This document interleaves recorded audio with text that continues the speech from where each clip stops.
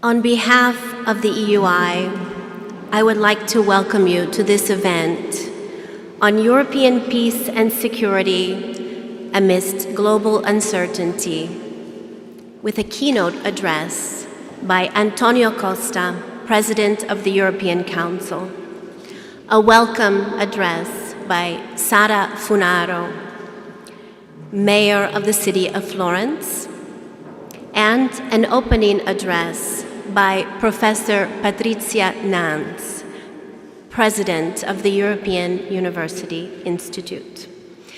Before we begin, I'm pleased to inform you that the proceedings will take place in English and Italian. Simultaneous interpretation is provided through the headsets on your chairs. And now, without further delay, it is my pleasure to invite EUI President Patrizia Nanz to the stage.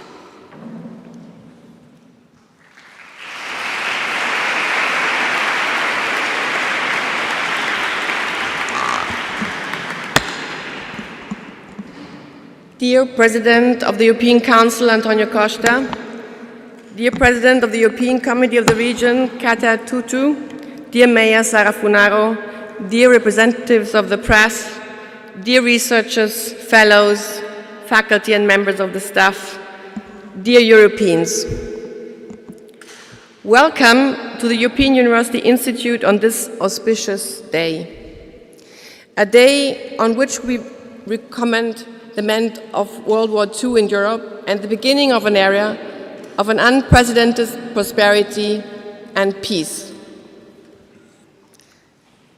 Since Europe was liberated very far, the European Union is fundamentally a peace project funded on the principles of human dignity and social progress, sustained by an internal market. For the past 68 years, it has delivered on its promise of an ever closer union between the people of Europe. We are fortunate to live in a continent that is by and large democratic, whose states provide social welfare and healthcare, and where the rule of law continues to reign supreme. Alas, it appears that we are moving into another period of history, European and global history.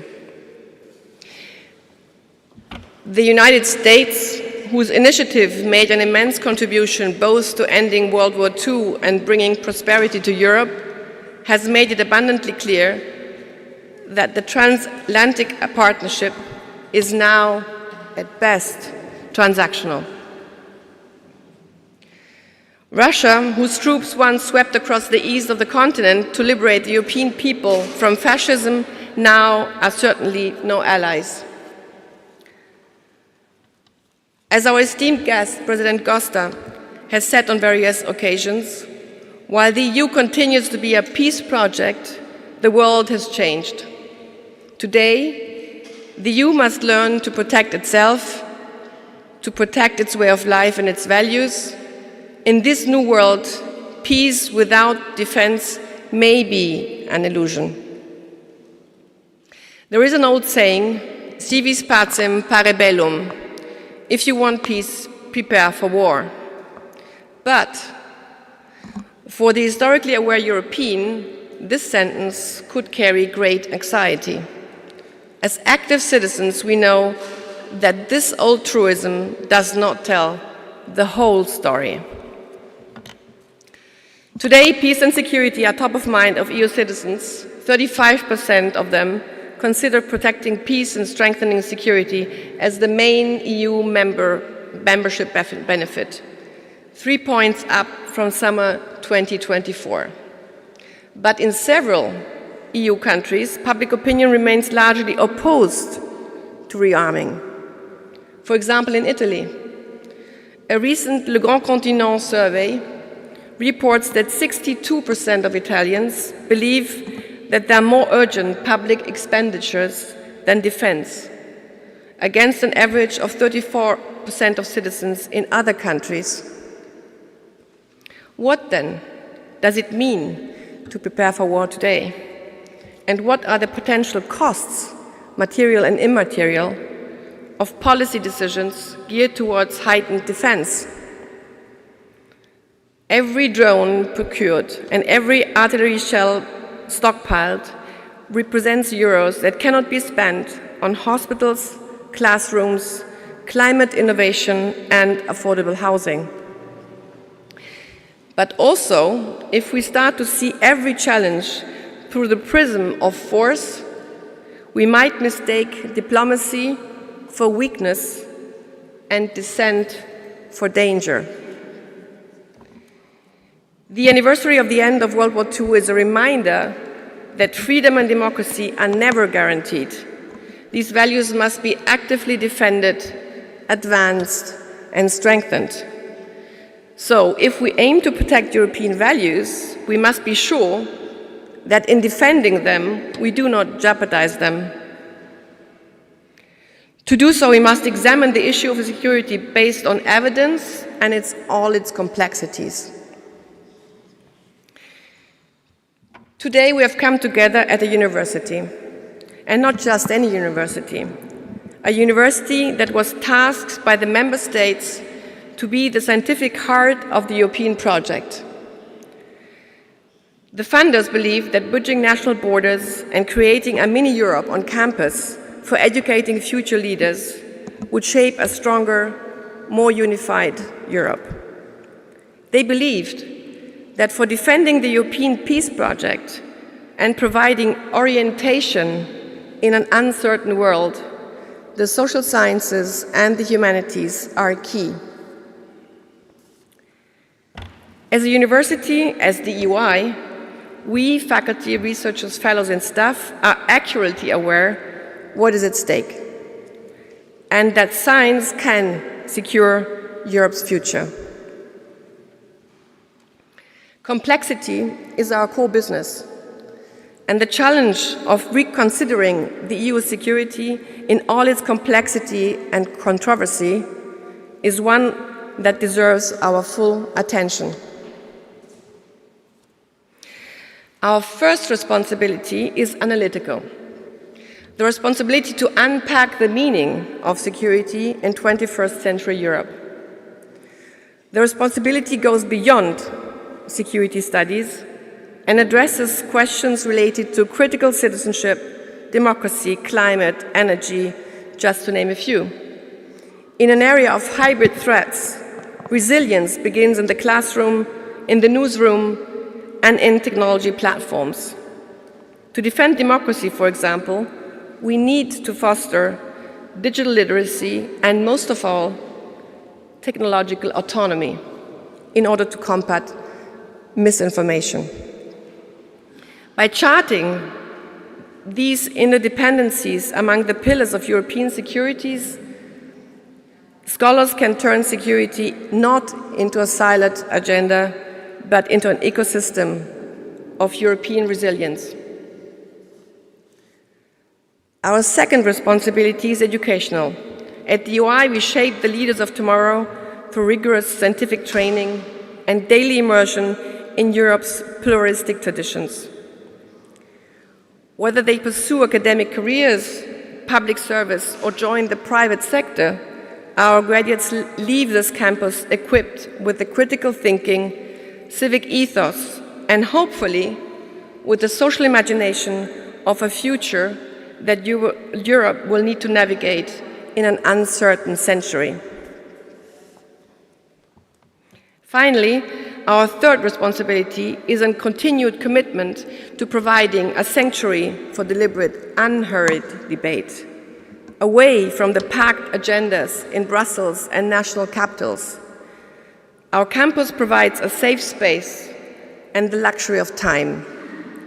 Time to reflect, contest assumptions, test ideas, and forge this shared understanding that is a precondition for a durable security strategy. The EUI provides indeed a space for difficult conversations, a space where people, researchers, politicians, public servants, representatives from the private sectors, activists, and citizens can speak on an equal footing, eye to eye, heart to heart. Spaces where one can be safely unsettled, rather than confirmed in one's convictions. Spaces that are especially important in polarized societies and when discussing how best to defend Europe. Building on these three responsibilities allows us to speak freely about bold ideas and imagine alternative pathways. Academic freedom is a privilege that should allow society to confront and discuss difficult scenarios without fear. At the EUI, we can propose and test institutional experiments. We spoke about not only simplification, but improving the lawmaking, for example, that bring together solidarity and sovereignty in new ways. As a center of learning, the EUI's role is to investigate such proposals rigorously and to debate them freely, but also to make their merits and risks intelligible to European decision-makers and citizens alike. Such debate is a precondition for Europe choosing its future with eyes wide open.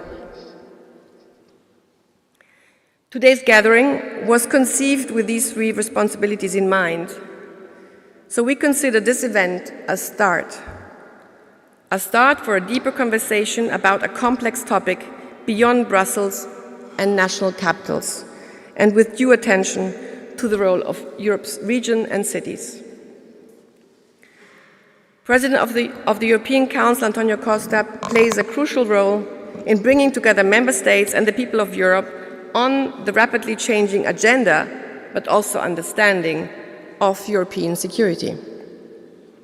We are very grateful for his presence, which reaffirms the central role of the European University Institute in contributing to shape Europe's future, and our responsibilities in upholding the standards of academic freedom and critical thinking to ensure a plurality of voices in these debates.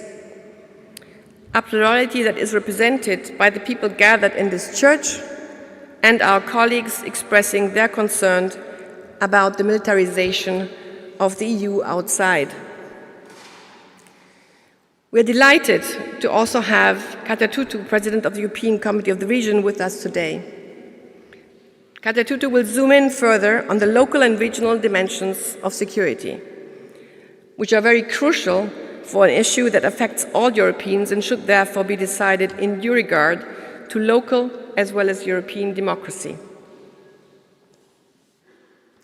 Dear all, let me end where we began on this day of remembrance, to honor who secured Europe's peace by advancing the European project. We cannot romanticize the past, nor fear the future.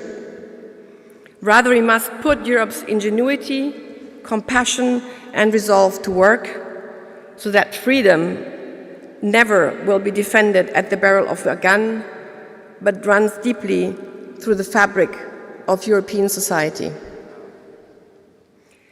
I therefore invite everyone to treat today not as a ceremony, but as a commitment to keep questioning, to keep learning, to keep discussing, and to keep building the resilient institutions, political institutions, and trust that defends European pluralistic vision of peace.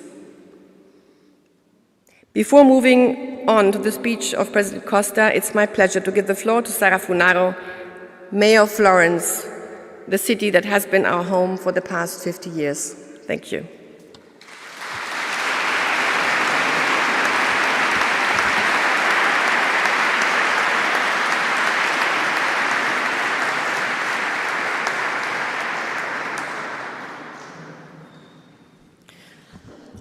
Buongiorno a tutte e a tutti. Good morning to everybody. Buon dia, Presidente Costa. Sono onorata di essere qui con voi. Saluto il Presidente del Consiglio europeo e gli do il benvenuto a Firenze, il Presidente António Costa. Saluto e do il benvenuto alla Presidente del Comitato delle Regioni, Kata Tüttő. Saluto e ringrazio per aver organizzato questa importante iniziativa la Presidente dell'Università Europea Patrizia Nanz, e la ringrazio per il lavoro che sta portando avanti, Saluto tutte le autorità presenti, civili e militari, e tutti i professori e gli studenti dell'Istituto dell'Università Europea, punto di riferimento fondamentale nella nostra città e nella nostra città metropolitana.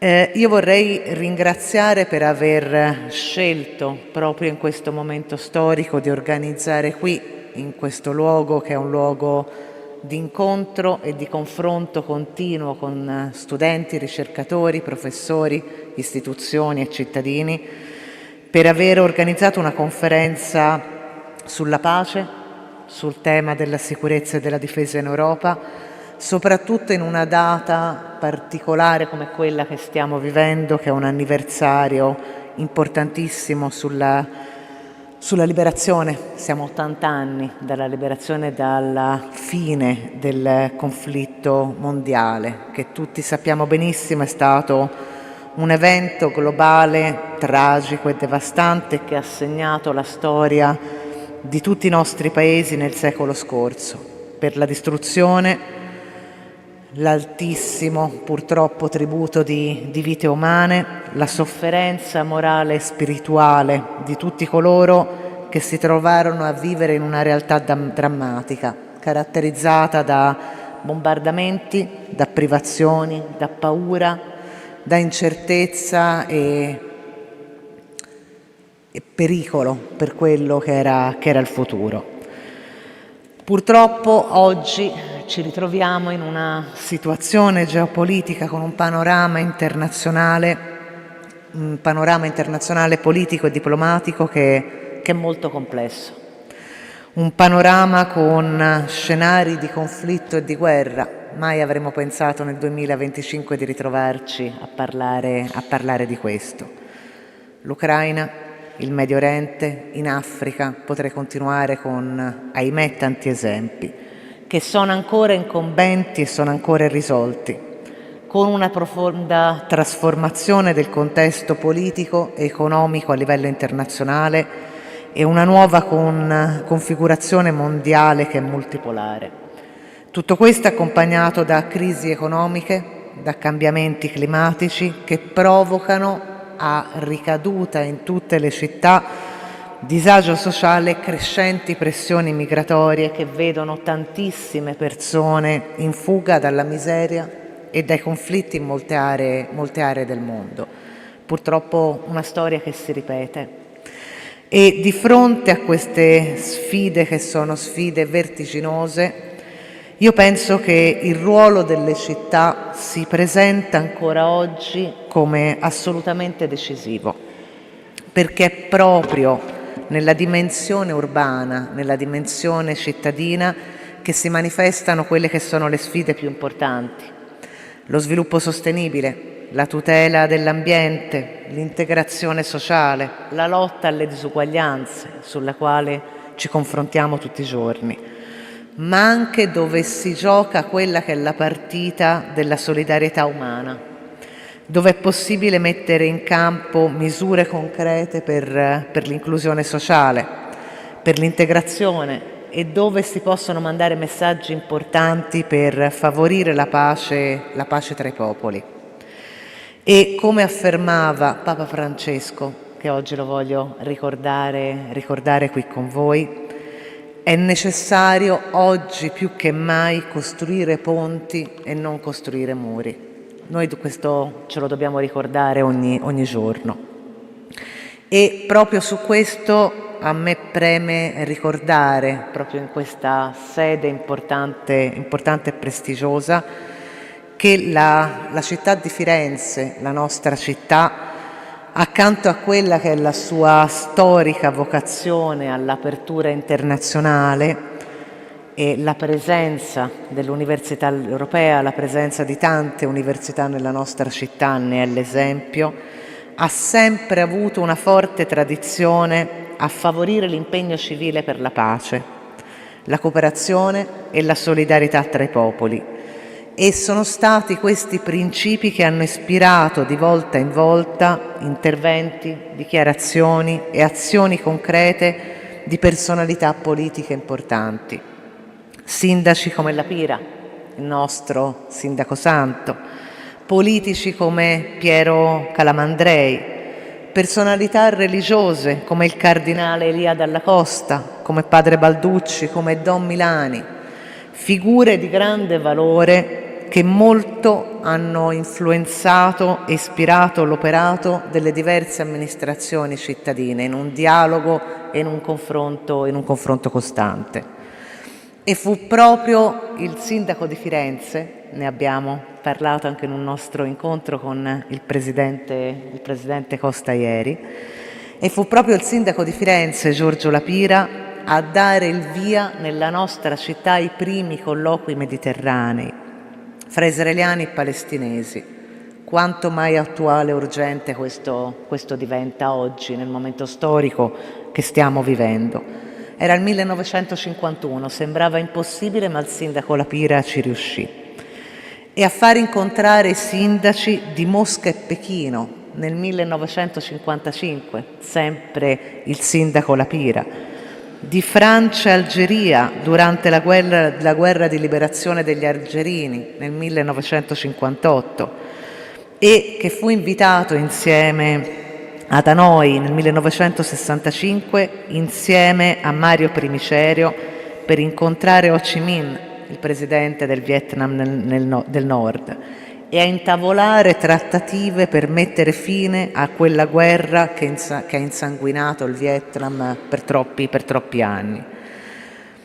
Organizzò anche il convegno dei sindaci delle capitali del mondo, ritenendo che la città, e vorrei usare proprio le parole di Giorgio La Pira, è il luogo dove si realizza meglio la convivenza tra gli uomini e che quindi proprio da essa bisognava levare il grido in favore della pace. A quell'incontro parteciparono 38 sindaci da varie parti del mondo, e ai quali La Pira disse che nella polis, nella città, devono esserci ben coordinati molti posti: uno per pregare, uno per amare, la famiglia, uno per lavorare, l'officina, uno per pensare, che è la scuola, e uno per guarire, che è l'ospedale. Queste sono le basi delle città, delle nostre comunità e del dialogo che dobbiamo avere con gli altri pezzi del mondo. E la città di Firenze ribadisce, continua a ribadire quello che è il suo impegno per la pace e solidarietà anche nei principi riportati dai suoi atti normativi fondanti, come lo statuto lo statuto comunale, dove viene sancito che il comune favorisce la libertà, la pace e l'incontro fra i popoli. Sono negli atti fondativi dell'amministrazione comunale di Firenze. E dai vari provvedimenti che sono stati adottati negli anni, città operatrice di pace, che fu un atto istituito che poi ha portato a tanti incontri, momenti e confronti. E nel solco di quella che è la storia della nostra meravigliosa città, fu organizzato dal mio predecessore, da Dario Nardella, negli anni passati.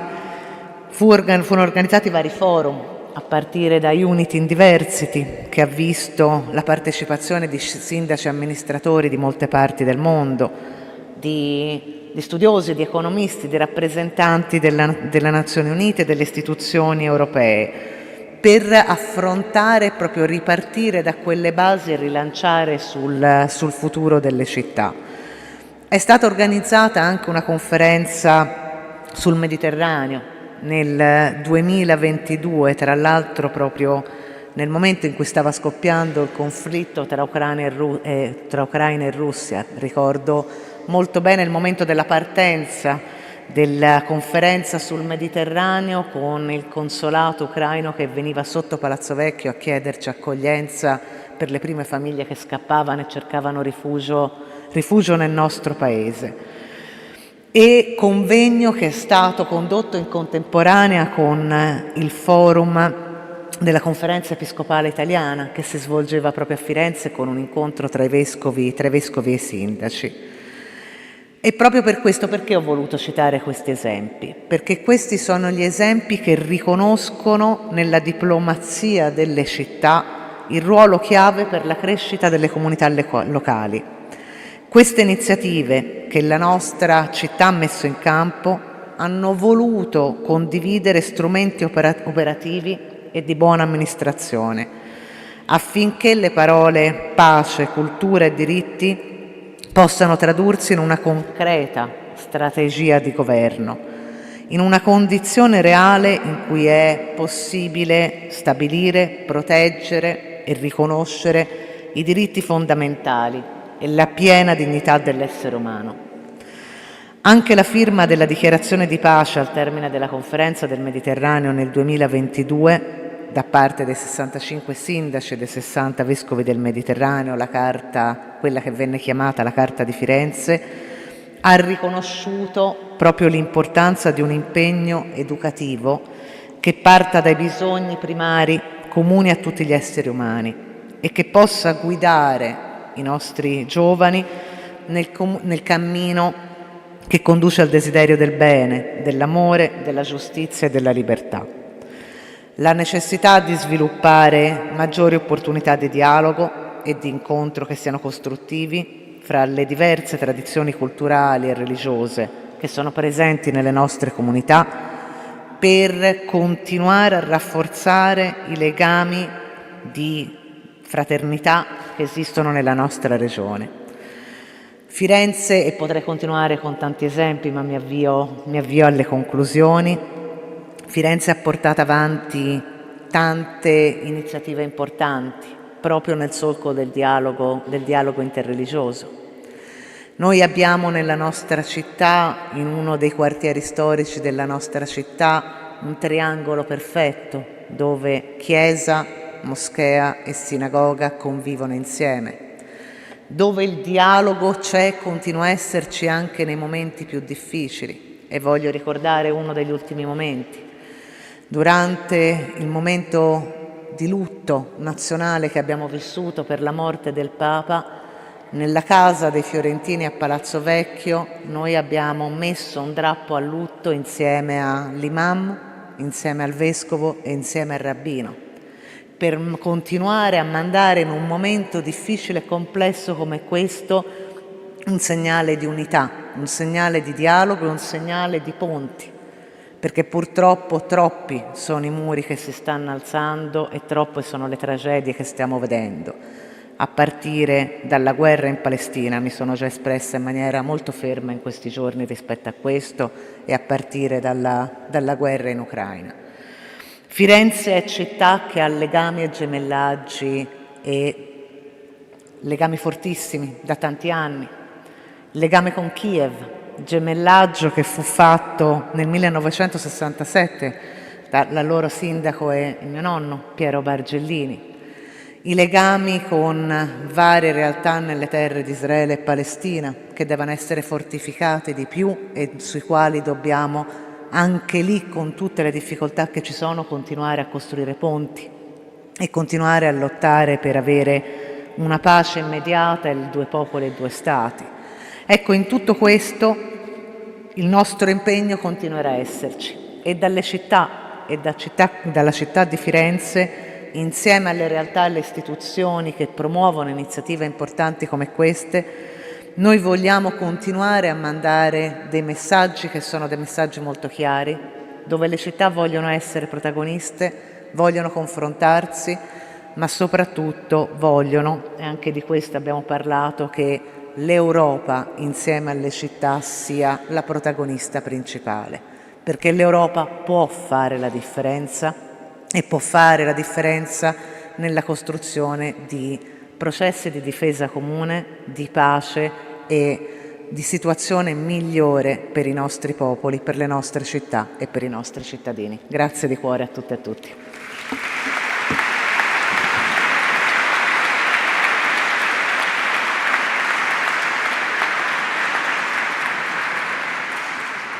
Thank you very much, Mayor Funaro. And now it is my pleasure to welcome António Costa, President of the European Council, for a keynote speech on peace and security in Europe. Welcome.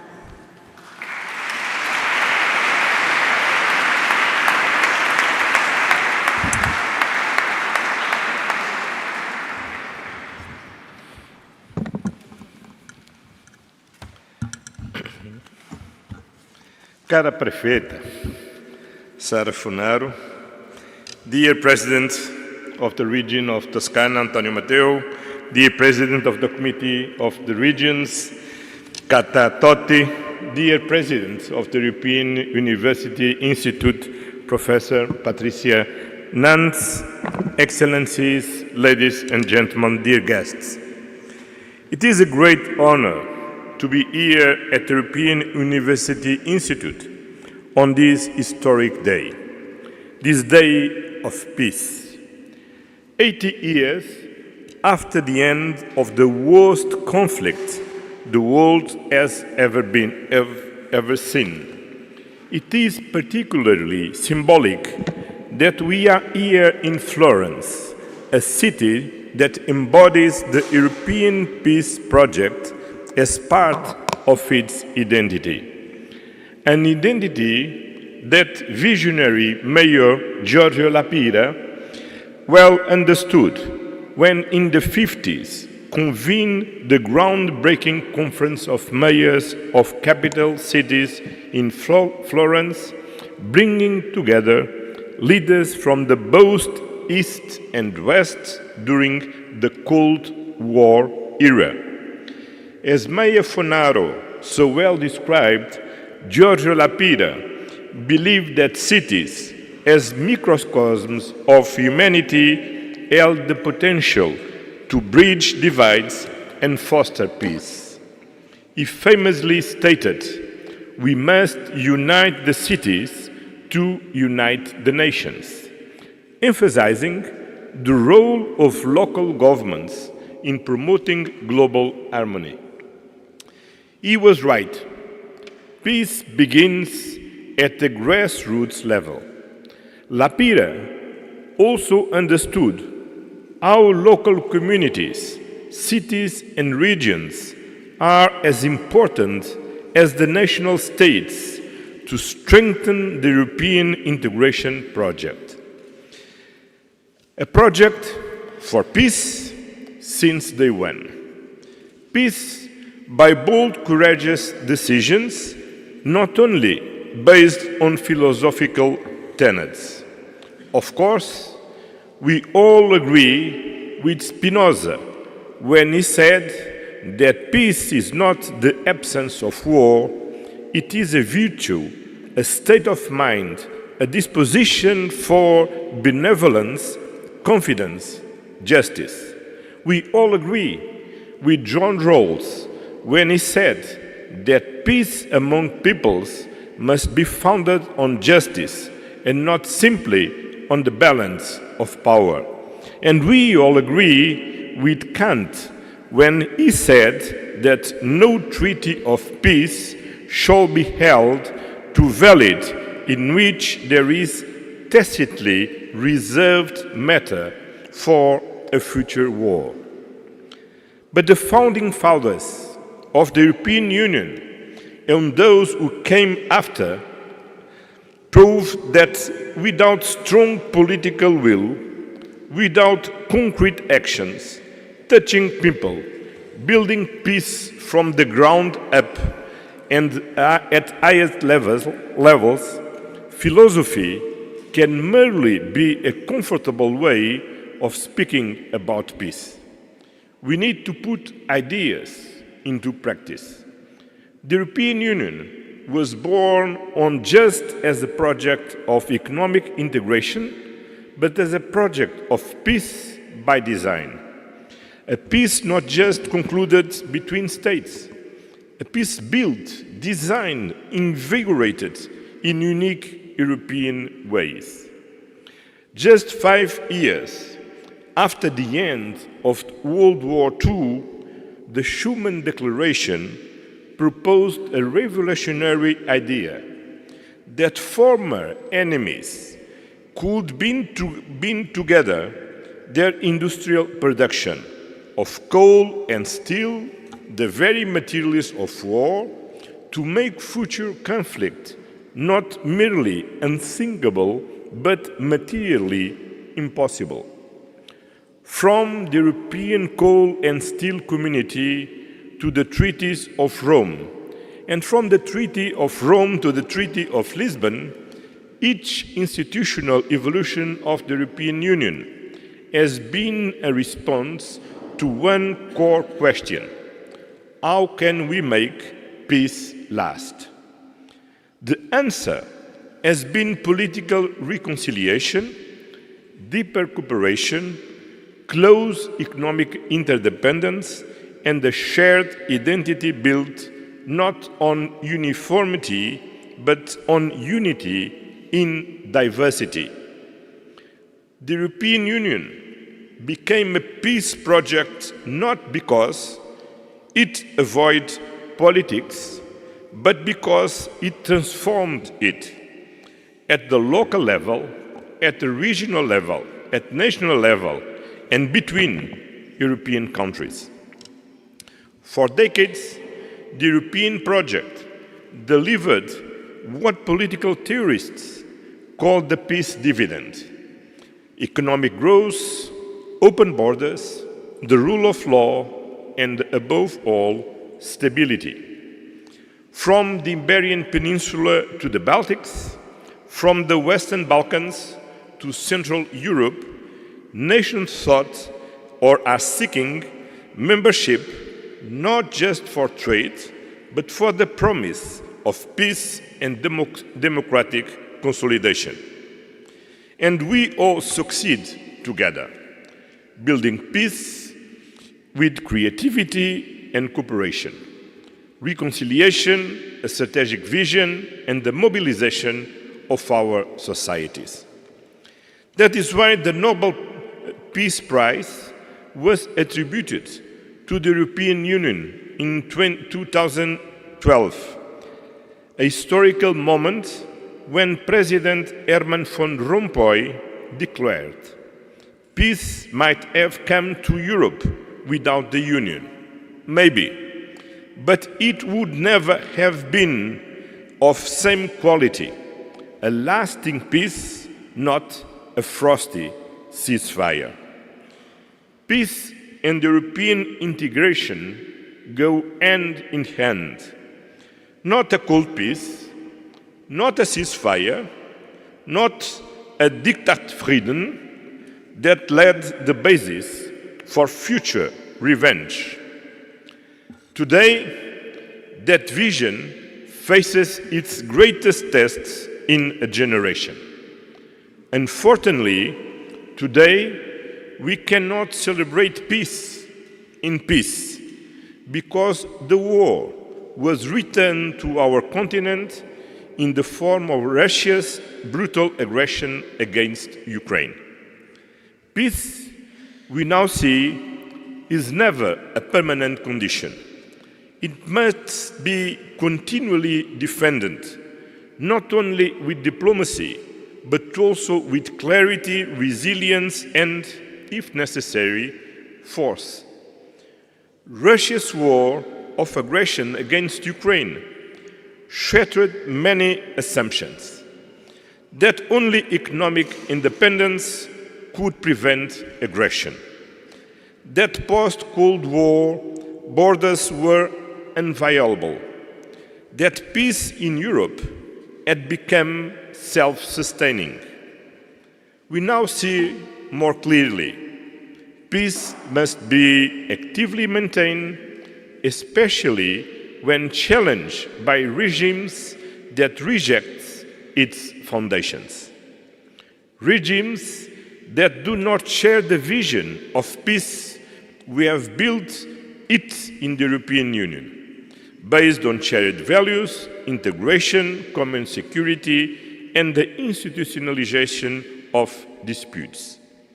In Ukraine, a frosty ceasefire can lay the basis for future wars, to combine the words of Herman van Rompuy and Immanuel Kant. We cannot repeat Afghanistan, we cannot accept a fake peace here in Gaza or in Ukraine. Europe must continue to support Ukraine towards a just, comprehensive and lasting peace, as we are supporting the two-state solution in the Middle East, and we are engaged in the Arab League project to rebuild Gaza. A peace at large, a true institutionalization of peace for all, also here in Europe. Because Ukraine's security is Europe's security. It means that we take into account that the Russian threat goes beyond Ukraine. Russia dominates Belarus. Russia has a military presence in Moldova and in Georgia.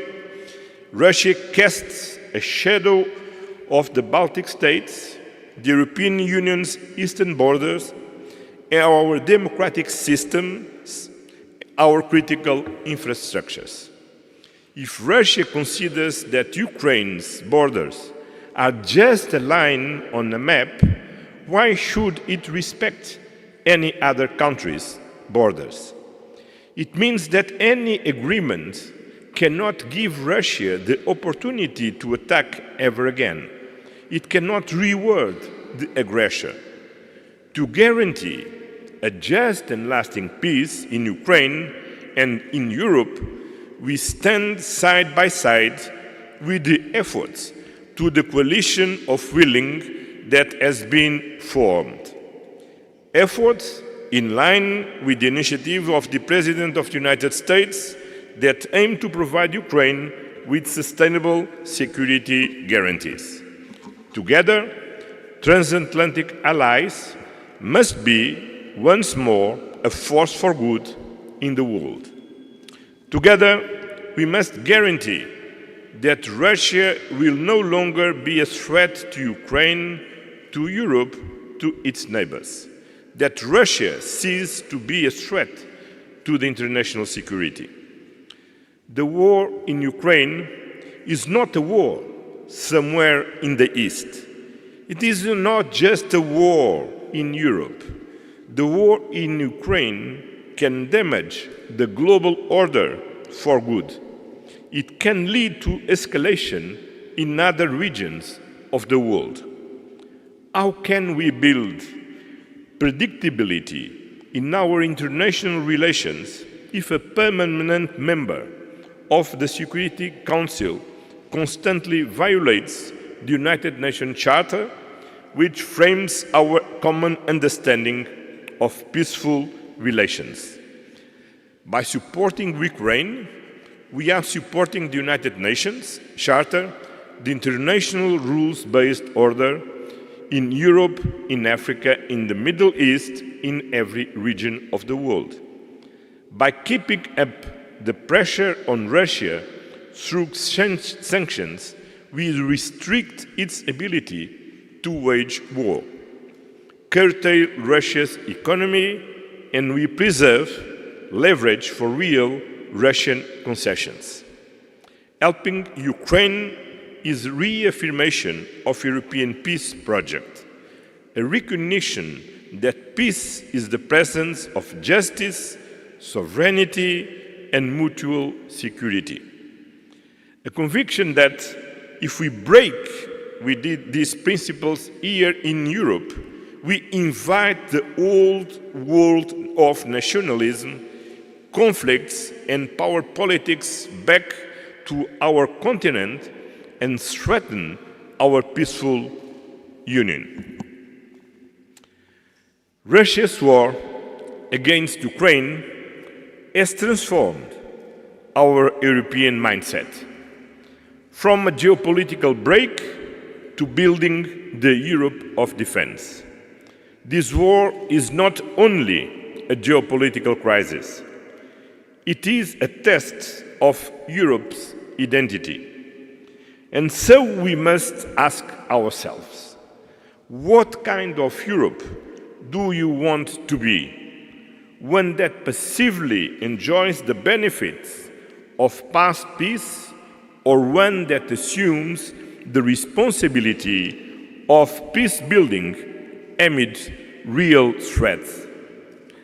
How do you pursue lasting peace, not as an aspiration, but as a consistent strategy?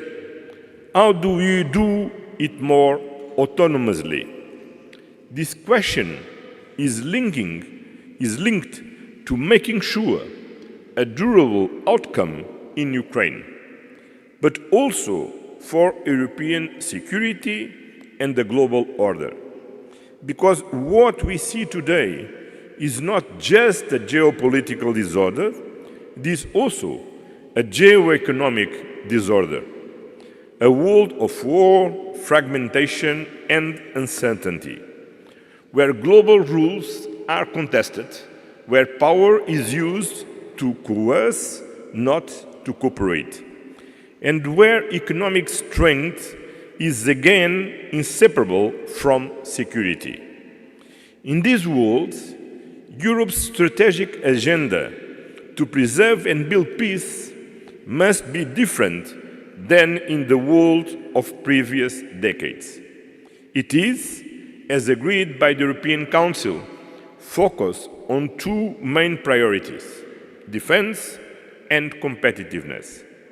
And they go hand in hand. First, defense. Besides support to Ukraine, we must build a genuine European defense.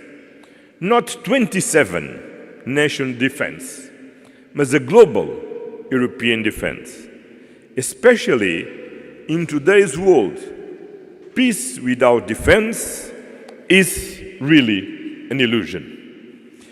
In today's world, we must be capable to defend ourselves and properly deter future aggressions in Europe. In today's world, strategic autonomy is not a rejection of alliance, it is the reinforcement of our responsibility. Since 2022, European Union defense spending has increased by more than 30%. That is significant, but we must go further and go together. The European Commission offered additional funds with the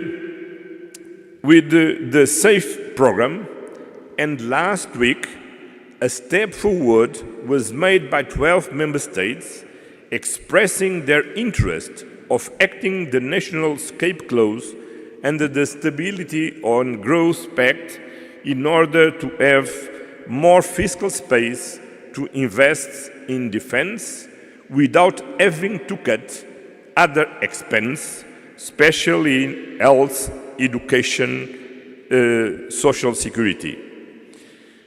When we spoke in defense, we are not only speaking about defending our territory and our sovereignty, but we are also speaking, and we are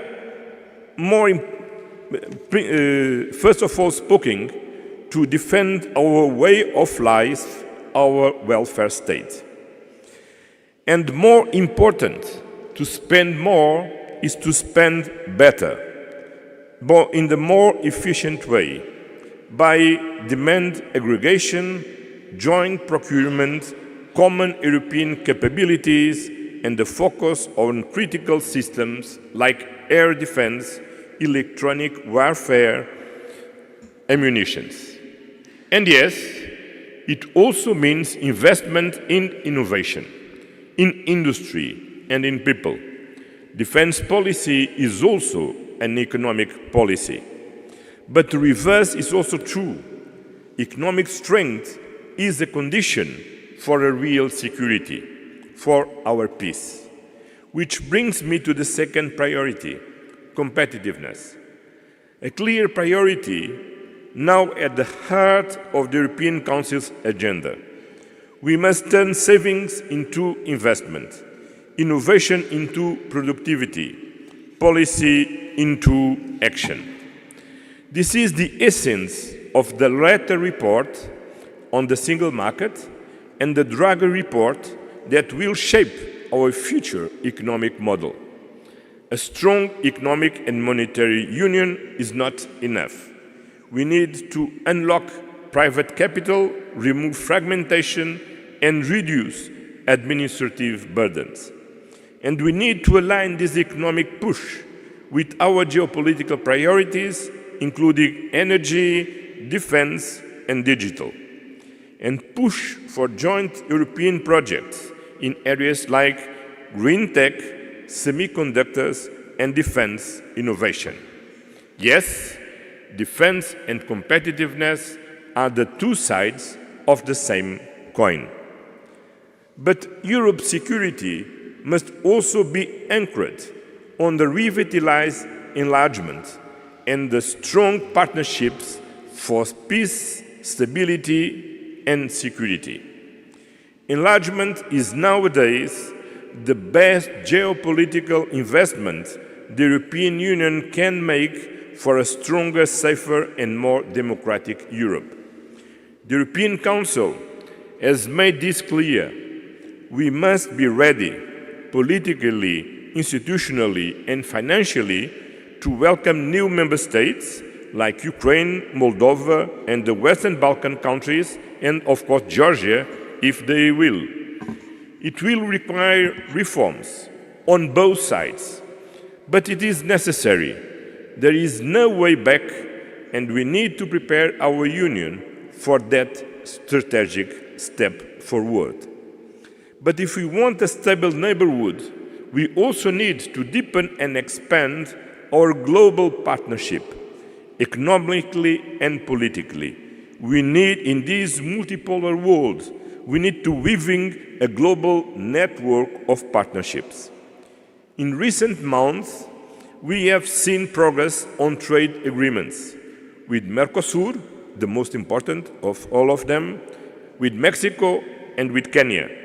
And we are pushing ahead with India, ASEAN countries, the Gulf region, Malaysia, Indonesia, and Thailand.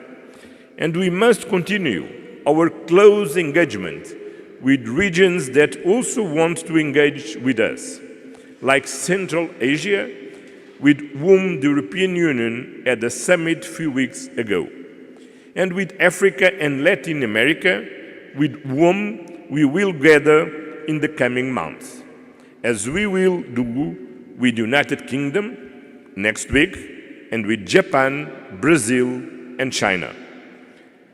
At a time when trust is under strain and unpredictability is the norm, the European Union is a reliable, predictable, and trusted partner, committed to multilateralism and a win-win international cooperation, committed to our international engagement as the Paris Agreement, the United Nations Pact for the Future, and the Sustainable Development Goals. And the world needs Europe stronger, and Europe needs its partner closer.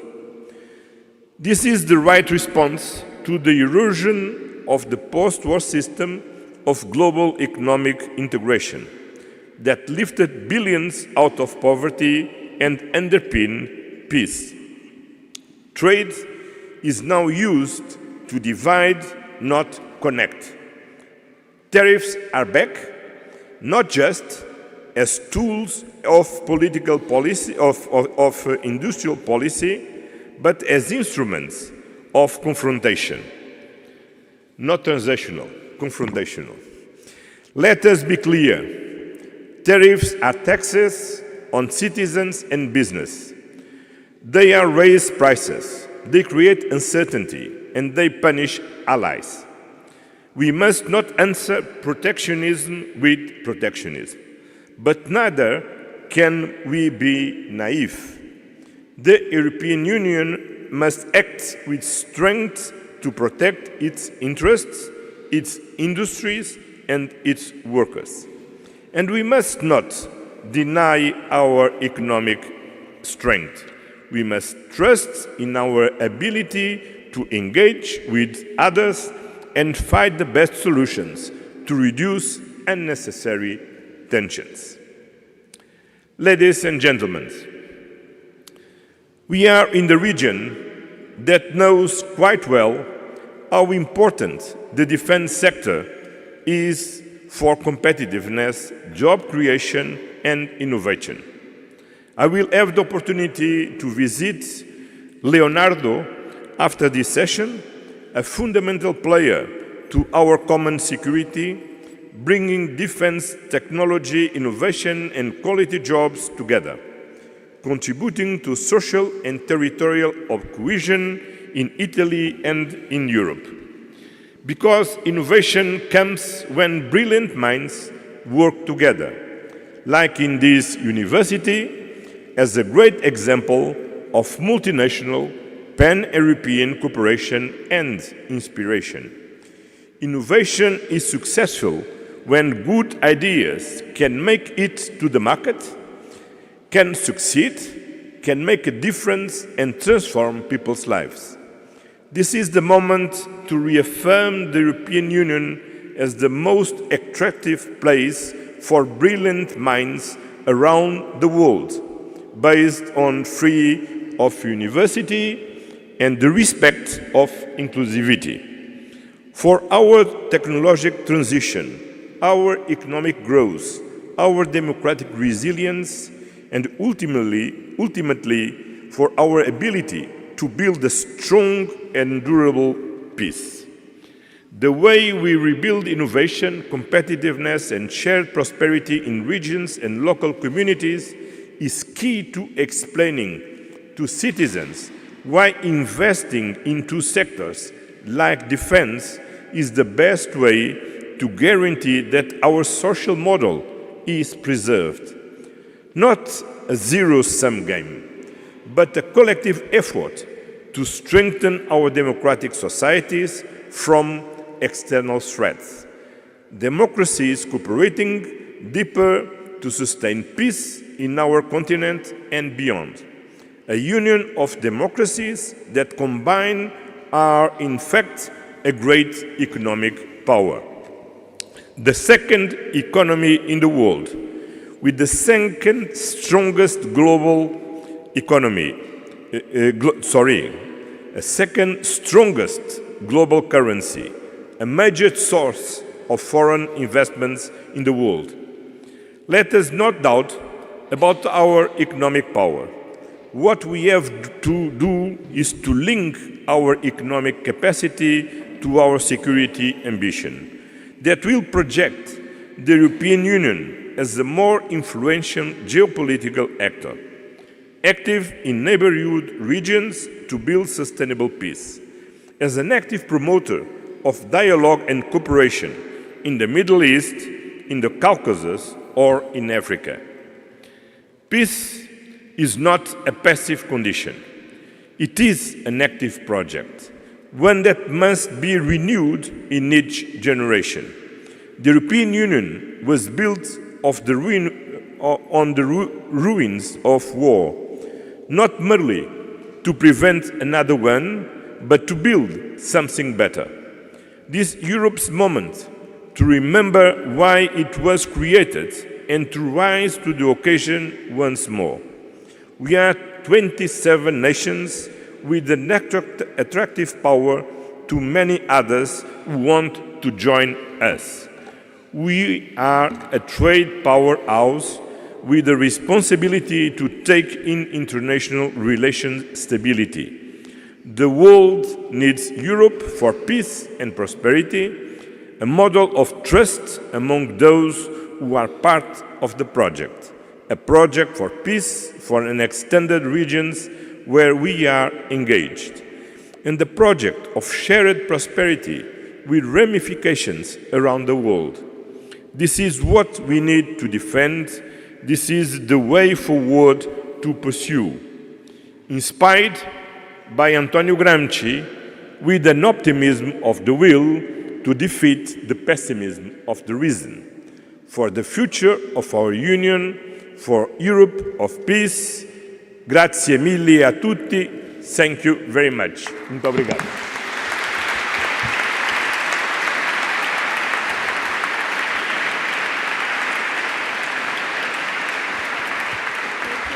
Costa, could you please take a seat? Take your seat.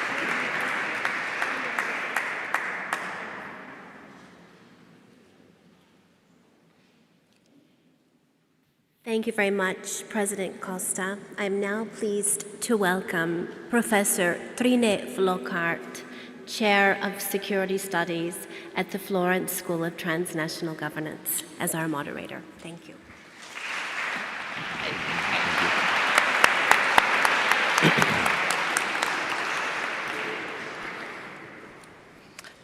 First of all, it's great to be here, and thank you so much, President Costa, for visiting us on this really historic day. I am actually the first chair of security studies at EUI, and I think that is testament to much of what was in your speech, because just like the EU has to become ready and get used to thinking in terms of hard security after many, many years of not really doing so, the same is true here at EUI, where we are now going through a process of harnessing the expertise that we already have on security studies, and where we have lots of initiatives going on to engage with the policy world. We hope that there will be plenty of opportunities to engage with the EU in co-creating knowledge about security and the geopolitical turmoil that we live in. So I hope that this will not be the last time you're here, and that we will cooperate on this very important endeavor. We're a bit short of time. I have some questions, but I think it's more important to perhaps get a couple of questions from the audience, if there are any. Does anyone have a question? I can see one down there.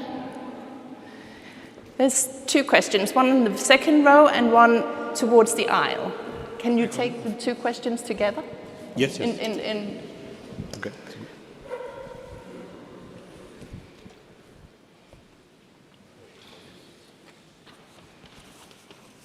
My question? Please introduce yourself. Yes. I am Professor Massimo Maria Caneva, President of European Association, and I am here also as a coordinator of the World Rector Conference for the Jubilees of Pope Francis. I spoke with the President, invited this, Mr. President Costa, coordinated with Cardinal Tolentino. The title of the conference in October will be University, the New Way of Peace.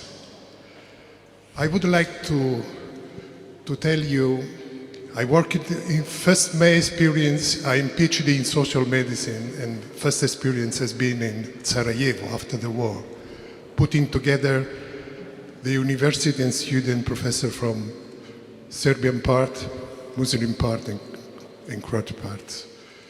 And I'm very emotional because Europe is a place for peace. In this time, peace, science, and heart of solidarity. Pope Francis, I told him, we are working very hard. He told me, go on to the students.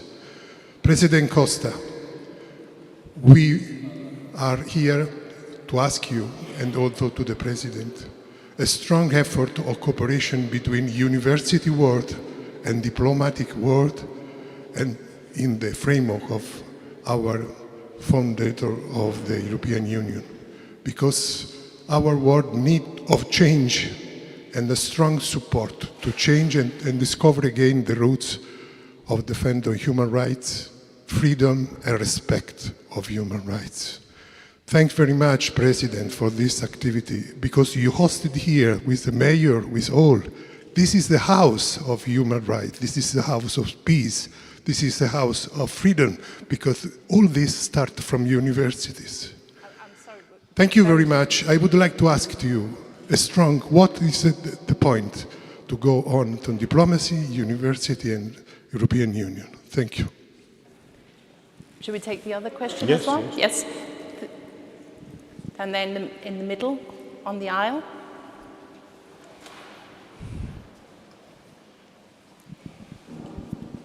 Thank you, Mr. President. My name is Kun Hao Yang. I'm a PhD researcher here at the law departments of the EUI. I come from China. So my questions for you is about the EU-China relations, which is exactly what my PhD focus on. So we see in the past few years, the EU-China relations suffer from lots of obstacles, especially since 2020. And in the latest EU diplomatic outlook defines China as a competitor, a rival, and a partner. So my questions for you is, in your speech, you mentioned that the role of the global Europe in the European security. So in your upcoming visits to Asia, to China in July, in the summer, so what's your expectation for the role of EU-China relations in the future European security project? And given that recently UN President Xi had a message to celebrate the 50th anniversaries of the relationship, so what's your expectations for your July visits to China in terms of security and also the other issues between the two supermarkets and also the two powers? Thanks. Thank you so much. Can I add just one question? There are so many questions I would like to ask you, but alas, that must be another time. But you quite rightly talk about the importance of innovation and the connection between innovation and defense. Mm-hmm. And I am just very curious, how do you expect to persuade innovators who perhaps previously would have gone elsewhere? I don't think I need to say exactly where they would have gone, we all know, and would have left Europe, or they may already have left Europe. How do you expect to get them to come back to Europe or to stay in Europe? So this is a very hard show me the money kind of question. Okay. Thank you. Well, thank you very much for your questions. First of all, historically, the universities was on the base of the European spirit. Is the first universities after the Middle Age who started building this idea of Europe. And certainly the shared knowledge is essential for mutual understanding, and mutual understanding is the first condition to preserve peace and to avoid war and conflict. And certainly we learn in the recent years that the knowledge should be the basis of the political action. And we need to put in value knowledge if we want to fight for those who want to deny the scientific evidence on climate change. And when the COVID came, we have all of us have been very surprised how so rapidly we have the ability to produce vaccines. But the real truth is these vaccines came from 20 years of research on basic science. Then we need to continue to produce knowledge, to act based on knowledge, and because this knowledge is very critical in critical moments. It was to produce vaccines during the COVID, and now it's very useful to defend ourselves. And when we talk with Ukrainian people, we have a lot of learn from this experience of war. Since the 24th of February 2022 until today, the war changed a lot, and changed a lot with the capacity that both sides, Ukrainian and Russians, had to innovate in the way to fight, to discover not only new weapons, but also new technological tools to defend themselves. And of course, it's better to use the knowledge to prevent wars than to use the war to develop knowledge. Then we need to continue, and I think it's very important to strengthen our relation, of course, and to promote the scientific programs at European level, to promote the university cooperation among the European institutions, to promote programs like Erasmus, and of course to preserve institutions like the European University Institute here in Florence, that provide a great contribution for our common knowledge and for European education. And about China, yes, we are celebrating the 50th anniversary of our diplomatic relations, and the first important sign is we decided, and President Xi decided to manage to have our summit in this year, and we will have our summit in July in Beijing. And I think it's very important to manage our commercial tensions, because the world don't need to have more trade tensions, and we have new ones to solve. Then we can, first comes first, then we can start to solve the previous trade tensions with China, and to, of course, to avoid that with new measures in the other markets, the China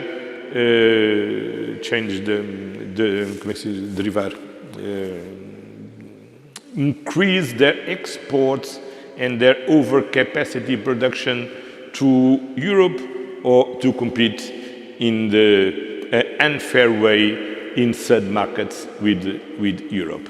But I think we have good political signs of a common will to be more partners and less rivals, because we share at least a common basis of understanding.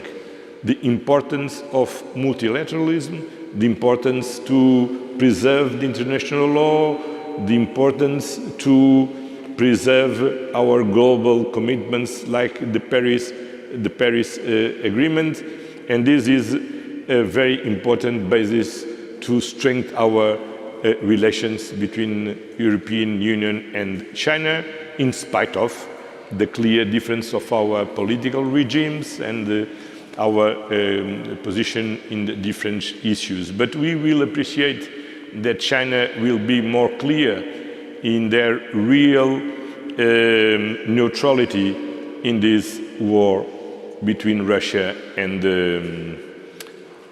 Ukraine. Thank you so much. Unfortunately, we are out of time, and President Costa has to go on to other commitments. But for those of you who are staying on, there will be a chance to engage with some of the EUI's researchers over the coffee break just after this event. So would you please help me in thanking President Costa for visiting and for speaking here.